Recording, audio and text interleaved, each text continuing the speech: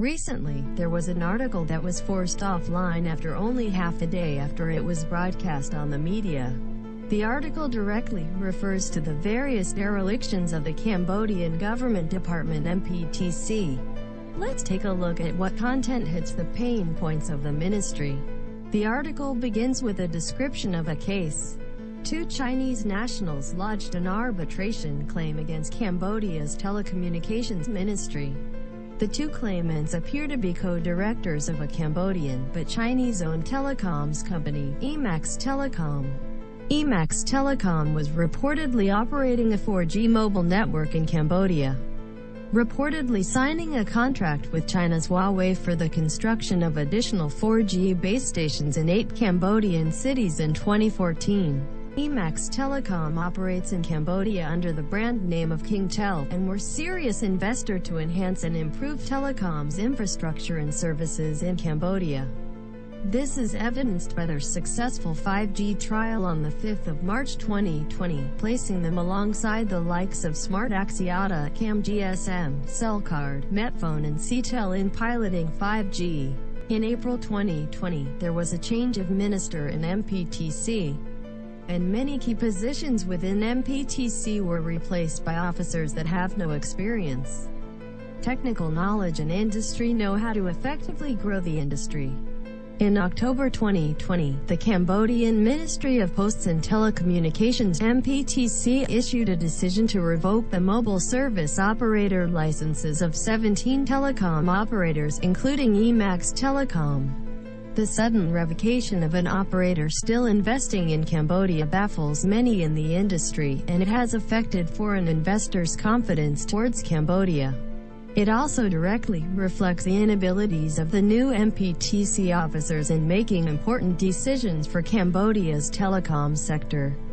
And now, MPTC's inexperience has affected bilateral relationship of China and Cambodia, and unnecessarily requires involvement of the Ministry of Foreign Affairs and International Cooperation. Telecommunications is a complex and capital-intensive industry. Smart Axiata, for example, invests $80 million to $90 million annually into new infrastructure, or on upgrades.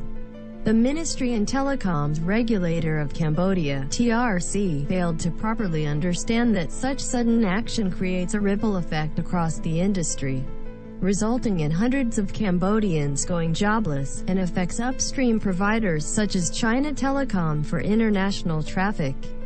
Telecom infrastructure providers such as towers and fiber optic network companies to be forced to write off KingTel as bad debts, thus wiping off millions if not tens of millions from Cambodia's already struggling pandemic economy. Following the October 2020 move, the ministry and regulator continue to pressure the remaining operators to cough up revenue share payments, imposing late payment penalty of 2% per month, and continuously threaten to suspend or terminate operators' licenses if they do not pay up.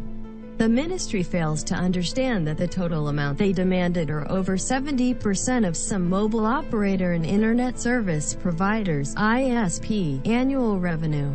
On the other hand, the ministry goes on media to encourage further investment into telecoms infrastructure. Where would the funds come from when foreign investors have lost confidence in Cambodia's telecom sector, and those remaining are required to share a huge chunk of revenue to the ministry? Furthermore, pleas by ISPs and mobile operators to restructure the revenue share repayment fell into deaf ears. In today's pandemic-stricken world, the importance of digital technology has come to the forefront of the global stage. Over the past year, people and businesses around the world have had to adapt to government lockdowns and movement restrictions in order to curb the spread of COVID-19. These adaptations have come in the form of working from home (WFH) and an increase in the use of the internet in order to communicate with friends, family, and co-workers from the safety of our homes. Hand in hand with this increase in internet usage, it would be normal to expect the relevant telecommunications network and technology to also see an improvement in performance. By taking a quick glance at data collected by Speedtest, RZ neighbors generally saw an increase in speed performance from March 2020 to July 2020. which is around the time COVID-19 was declared a pandemic. Thailand saw an increase of fixed internet speeds of 22%, an increase of mobile internet speeds of 13%, Malaysia an increase of 5% and 12% respectively, and Vietnam an increase of 31% and 2% respectively. By comparison, we see our own nation, Cambodia, only saw an increase in fixed internet speeds of 1% and actually saw a decrease in mobile internet speeds of 6%. Performing way below the global index.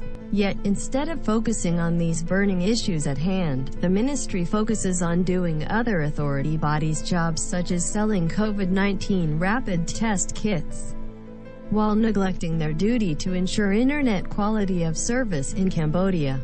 Some of these duties are very simple, such as helping ISPs get more work permits during the pandemic lockdown to ensure good quality of service during lockdown. However, no action has been taken by TRC.